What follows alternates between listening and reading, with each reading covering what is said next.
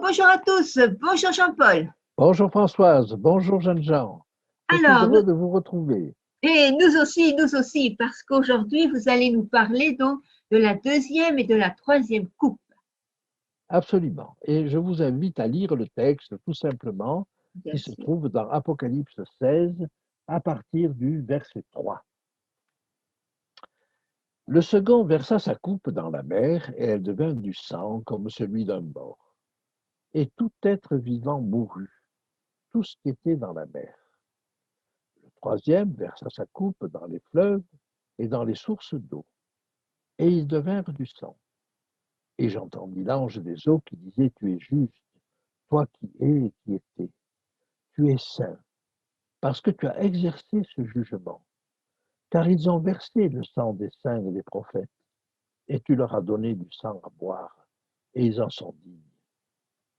Et j'entendis l'autel qui disait, oui, Seigneur Dieu Tout-Puissant, tes jugements sont véritables et justes. Alors, voyez, nous avons une deuxième coupe qui tient un verset, mais vous avez des commentaires au sujet de la troisième coupe. Troisième coupe. Bon, donc nous allons passer du temps à essayer de voir ce que veulent dire ces commentaires. D'abord, une observation. Vous avez noté que la première coupe tombait sur la terre, Sur la terre, oui. avec comme conséquence un ulcère malin et douloureux. La première trompette frappait aussi la terre. La deuxième coupe frappe la mer. La deuxième trompette frappait déjà la mer. Et nous avons simplement une aggravation de ce qu'étaient les trompettes. Je vous rappelle ce principe général que nous avions déjà vu, c'est que les trompettes sont un avertissement. C'est l'avertissement pour dire faites attention. Hein, on n'est pas encore dans une situation de non-retour. Mais avec les coupes, alors, comme quand on vous dit la coupe est pleine, c'est comme quand on vous dit le vin est tiré, il faut le boire. On est dans une situation de non-retour. Je vous invite à regarder au chapitre 8 ce que nous disaient les trompettes à ce moment-là. Regardez au chapitre 8 la deuxième trompette. Le second ange, alors chapitre 8, verset 8. Le second ange sonna de la trompette et quelque chose comme une grande montagne embrasée par le feu fut jeté dans la mer et le tiers de la mer devint du sang. Qu'avons-nous ici? Le second versa sa coupe dans la mer et elle devint du sang, mais comme celui d'un mort. C'est-à-dire que nous voyons là déjà une aggravation, deux aggravations. La première parce que la trompette touchait le tiers de la mer, ici ça touche toute la mer. Et le deuxième élément, c'était du sang, ici c'est comme le sang d'un mort, c'est noir. Alors est-ce que ça fait allusion à une autre catastrophe? Est-ce que ça fait allusion, par exemple, à du pétrole qui se répandrait dans la mer, hein, et qui euh, polluerait toute la mer? Est-ce que ce sont des algues rouges qui se sont développées avec les trompettes? Et on sait qu'il y a de ci, de là des marées rouges, hein, mais il y a des algues brunes. Et ça pourrait être une marée noire qui se développe ici, vous voyez, avec la coupe. Mais ça touche toute la terre. Et de plus, hein, tout être vivant mourut, tout ce qui était dans la mer. Alors, on sait qu'avec le développement des algues, les algues peuvent prendre tout l'oxygène de l'eau, et du coup, les poissons qui quand même tirent l'oxygène de l'eau à travers leurs branchies, hein, n'ont plus d'oxygène et ils peuvent mourir. Alors, si l'étendue, si vous voulez, de ce qui est pris par les algues est de l'ordre de quelques dizaines de mètres carrés. Le poisson peut aller à côté. Si c'est quelques centaines de kilomètres, le poisson ne peut pas aller chercher l'oxygène à côté. Et donc, vous voyez, par le seul fait du développement des algues, et c'est tout à fait compatible à cela, avec ce qui nous est dit ici, tout ce qui est dans la vie, tout ce qui est dans la mer, excusez-moi, meurt parce que ça manque d'oxygène. Tout l'oxygène est pris par les algues. Donc, ça n'est pas exagéré et c'est tout à fait plausible. Qu'est-ce qui pourrait faire une telle explosion d'algues? On le voit, par exemple, sur les côtes, sur certaines côtes de France, ce qui a fait exploser la multiplication des algues, c'est le fait que les agriculteurs mettent des fertilisants dans leurs terres, que ces fertilisants sont en partie emportés par l'eau, et que ces fertilisants, quand ils arrivent à la mer, deviennent un aliment, un facteur de développement colossal pour les algues. Voilà. Donc, si vous voulez, les déséquilibres que nous introduisons dans la nature peuvent entraîner la disparition de certaines espèces. C'est ce qui se passe avec les abeilles, par exemple. Tout à fait, mais oui. Mais peut entraîner la multiplication d'autres espèces. Et c'est ce qui se passe dans les marées rouges ou les marées brunes pour les algues. Mais toutes ces choses-là sont des déséquilibres induits par l'homme. Donc vous voyez, cette seconde coupe peut parfaitement être expliquée de cette manière-là. Est-ce que c'est la bonne explication? Ça, je n'en suis pas sûr. Bien sûr. Vous pouvez avoir également le déversement de certains minéraux à travers un volcanisme.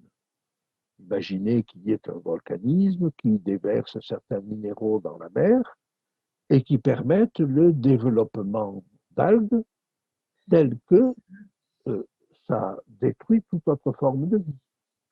Ça, c'est possible. Donc, je ne préjuge pas de cela, mais je vous dis une lecture quasi littérale, hein, sauf que ce n'est pas du sang. À mon avis, ce n'est pas du sang. C'est un développement d'algues. Hein. Mais mis à part cela, on peut avoir une lecture tout à fait littérale de ce texte. Et puis voilà, vous avez la troisième. Alors, la troisième coupe qui est versée dans les fleuves et dans les sources d'eau. Je vous rappelle la troisième trompette. Et je retourne au chapitre 8 d'Apocalypse et je lis ceci au verset 10. Le troisième ange sonna de la trompette et il tomba du ciel une grande étoile ardente comme un flambeau. Et elle tomba sur le tiers des fleuves et sur les sources d'eau, sur les sources des eaux. Excusez-moi. Et le nom de cette étoile est absinthe. Oui. Le tiers des eaux fut changé en absinthe et beaucoup d'hommes moururent par les eaux parce qu'elles étaient devenues amères. Et je vous avais rappelé à cette époque-là que absinthe, c'est une plante, l'absinthe. Mais le nom russe de cette absinthe, c'est Tchernobyl, c'est la plante noire. Ah oui, oui, oui, oui. Et donc, il est très probable qu'il y a là une allusion à la radioactivité. Parce que vous voyez, une étoile qui tombe du ciel, mais qui ne tombe pas sur la Terre, qui tombe juste sur les fleuves et les sources d'eau. Ça paraît difficile quand même. Difficile, et donc, oui. on peut comprendre que c'est de la radioactivité qui s'est infiltrée dans le sol à l'occasion des essais nucléaires ou des accidents nucléaires, bon, qui s'est infiltrée dans le sol et qui ressort au niveau des sources et des fleuves. Voyez? Et donc, vous auriez là une explication du fait que cette étoile, finalement, tombe sur les fleuves et les sources d'eau. Hein? Or, tout est filtré par un long passage dans la Terre, sauf la radioactivité. Voilà. Donc, pour la trompette, je vous avais dit, c'est très probablement un phénomène de type radioactif. Maintenant, ici, est-ce que c'est la même chose? On nous dit qu'ils deviennent du sang. Hein. Le troisième versa sa coupe dans les fleuves et dans les sources d'eau, et ils deviennent du sang. Par contre, ce qui est vrai, alors ça peut être le développement d'algues, là aussi, hein, d'algues d'eau douce, hein, mais nous voyons le commentaire de l'ange qui dit, et j'entendis l'ange des eaux qui disait, tu es juste, toi qui es, qui étais, tu es saint parce que tu as exercé ce jugement. Alors, donnez-moi quelques secondes pour noter une chose. Dans ce texte-là, l'ange des eaux, et vous voyez qu'il y a des anges spécialisés. Je ne sais pas si vous vous rappelez qu'au chapitre 14, il y avait l'ange du feu. Du feu, oui, c'est ça, tout à fait. Donc, il y a une très forte hiérarchie parmi les anges. Hein. Et donc, là, nous avons l'ange des eaux. Et il dit, tu es juste, toi qui es et qui étais. Cette expression est incomplète. Qu'est-ce que l'on trouve d'habitude? Toi qui es, qui était et qui vient. Et qui vient. Qui est, qui était et qui vient. Et là, on n'a que les deux premiers éléments. Toi qui es et qui était. Et pas qui vient. Et pourquoi? À mon sens, c'est parce que le retour de Jésus est tellement imminent, est tellement proche, qu'on peut considérer qu'il est là, qu'il est déjà là. Le processus qui amène son retour est déjà là. Il ne s'agit plus que de compter des jours, peut-être des semaines, tout au plus des mois, mais je crois qu'on va compter en semaines à partir de ce moment-là. J'aimerais vous faire sentir à travers cette expression la proximité du retour de Jésus. Nous sommes vraiment dans les derniers, tout derniers événements. Je vous rappelle ce qui était dit au chapitre 15.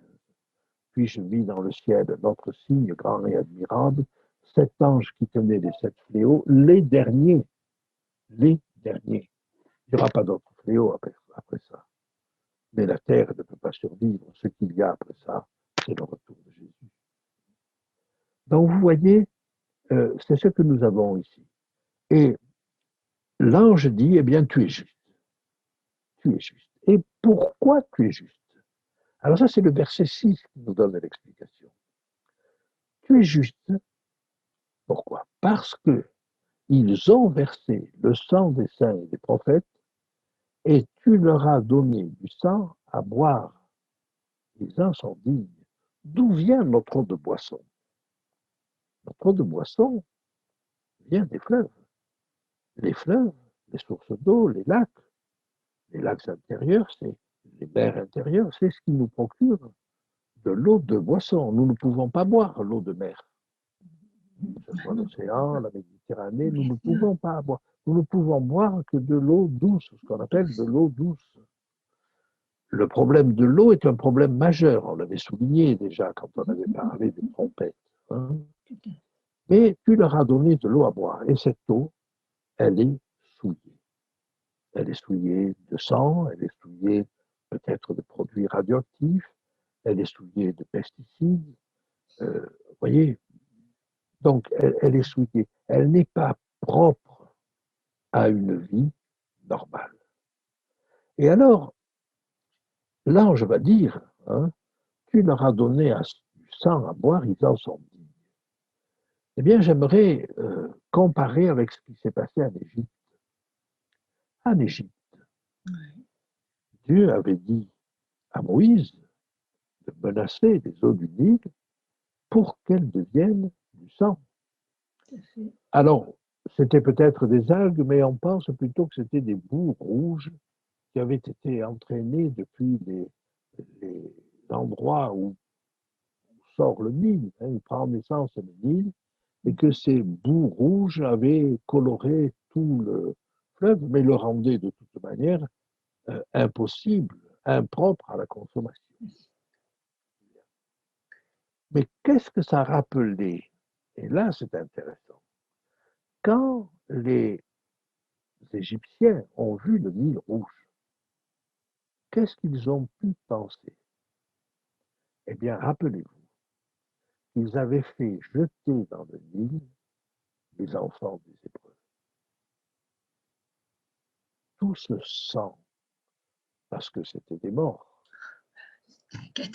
Vous jetez un enfant dans le Nil, il meurt. Eh bien, c'est comme si tout ce sang, tous ces crimes ressortaient au niveau du Nil. Et là, il dit pareil, ils ont versé le sang des prophètes et tu leur donnes du sang à boire. C'est une manière de leur rappeler, de les faire réfléchir, de leur donner l'occasion de dire, vous avez fait des choses horribles, vous avez persécuté mon peuple, mais voilà la conséquence. C'est vous qui êtes responsable de ce qui arrive là. Et voyez, la justice de Dieu n'est pas présentée comme si elle donnait une sentence aussi grave qu'avait été la faute. Il est juste parce qu'il donne une sentence qui rappelle la faute, voyez, qui ramène à la mémoire la faute de celui qui l'a commise. Alors voilà, je voulais vous présenter cela parce que je trouve que c'est une manière de voir le jugement. Peut-être qu'il nous arrive, peut-être que vous avez envie vous de donner des jugements, de prononcer des jugements, des punitions en fonction de la gravité de ce qui a été fait. C'est louable. Mais pensez que le jugement est juste quand il rappelle, quand il a quelque chose à voir avec la faute commise. Il faut que ça ait du sens. Un jugement est juste quand il a du sens. Voilà, il me reste à commenter le verset 7, hein, mais il est dit, oui Seigneur Dieu Tout-Puissant, tes jugements sont véritables et justes. Et on vient de vous montrer ce qu'est un jugement juste. Eh bien, vraiment, merci pour ces éclaircissements qui rappellent aussi ce qui s'est passé dans le passé. À vrai dire, on voit que le Seigneur ne change pas dans sa façon de se conduire avec son peuple. Et qu'il faut être attentif à tout ce qui nous arrive. Voyez, et essayer de comprendre. Dieu donne du sens à ces choses. Alors, il est vrai que ça n'aura pas pour tout le monde le même sens. Ah ben, bien sûr. Vous arrive quelque chose, vous dites, ah, ça a du sens pour moi. Mais peut-être que ça n'aura pas pour vos parents. Peut-être que ça ne l'aura pas pour vos voisins, pour vos amis. Mais pour vous, vous savez qu'il y a un lien, vous savez qu'il y a du sens. Et je crois qu'il nous faut lire, écouter ce qui nous arrive comme ayant du sens. Et si ça n'a pas de sens pour vous, alors vous dire, ça a peut-être du sens pour quelqu'un d'autre. Moi, je ne vois pas pour moi ce quel sens ça a. Ça n'en a pas pour vous, mais c'est que ça en a pour quelqu'un d'autre. Dieu ne fait rien pour rien. Et donc, voilà, c'est quelque chose qui nous permet aussi d'accepter, même si les choses n'ont pas du sens, d'accepter qu'il y a un sens. Et vous savez, l'apôtre Paul disait, nul ne vit pour lui-même, nul ne meurt pour lui-même. C'est vrai. Ce qui nous arrive n'a pas toujours de sens pour nous. Ça n'est pas toujours de notre faute. Ça n'est pas toujours une punition. Non, il ne faut pas le voir comme ça. Oui. Ça a du sens. Et si ça n'en a pas pour vous, ça en a pour quelqu'un de votre entourage. Rien n'est inutile. Rien n'est inutile. Rien n'est au hasard. Merci pour ces bonnes paroles. Et je pense que voilà, ça va enclencher des discussions. Et merci en tout cas. Merci en tout cas pour cette approche. Merci beaucoup. Et eh bien, à bientôt pour la suite. Alors à bientôt. Nous continuons, bien sûr. D'accord.